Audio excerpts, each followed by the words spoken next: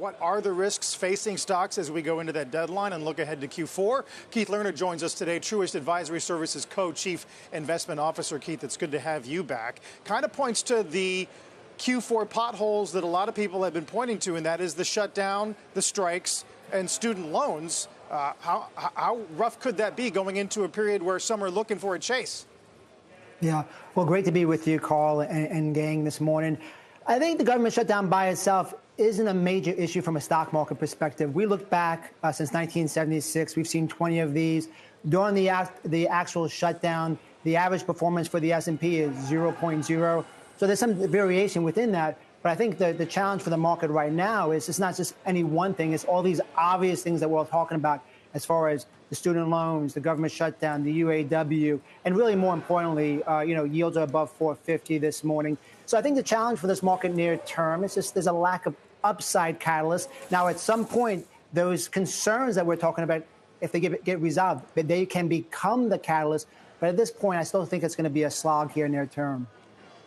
Keith, what exact ways do you think the yield story is playing into what stocks are dealing with? On one hand, look, supply-driven increases in either Treasury yields or oil prices are not necessarily good for the overall economy. But is there anything else happening? Because I have to say, last year, we might have been having this discussion about, can the market handle 3.5% Treasury yields, not 4.5%? Yeah, no, it's a great point, Mike. No one, a year ago, above 4%, we would have thought it would have been an issue above 3.5%. But I think what's really interesting, and probably forgotten, Mike, and I know you follow this closely too, but the market peaked on July 28th. If you look back at that date, what happened? We had a big reversal in the market. And that was the day that the Japanese central bank tweaked their yield curve control. So I don't think that's a coincidence. That was, the day the overall market, peaked as far as the S&P. And then more recently, we did see, if you look at the market itself, it was handling the rising yields fine until we went above 4% again. So I think for this market to really find some footing, we're going to need at least some stability in the 10-year as opposed to this daily grind higher, because we've moved about 50 basis points in a really, relatively short period of time. Keith, what would you suggest that investors do to take advantage of potentially some of this volatility that's coming? If stocks are up 50% of the time during the actual shutdown period, what should we be doing now potentially to prepare for that and maybe lock in some gains?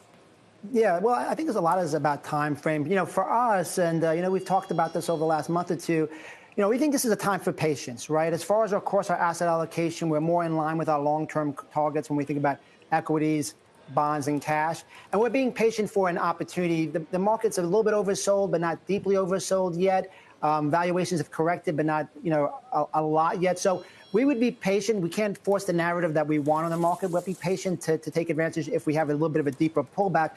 In the interim, we think globally we're still focused on, large caps over small caps. You see that small caps have much more exposure to variable or floating rate debt. That's part of the reason why they're lagging, even though they're cheap.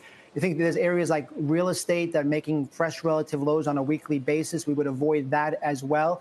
And again, I think there will be an opportunity for areas like, technology to re-engage. But at this point, I think, again, it's a game of patience, which is tough with all these headlines on a daily basis.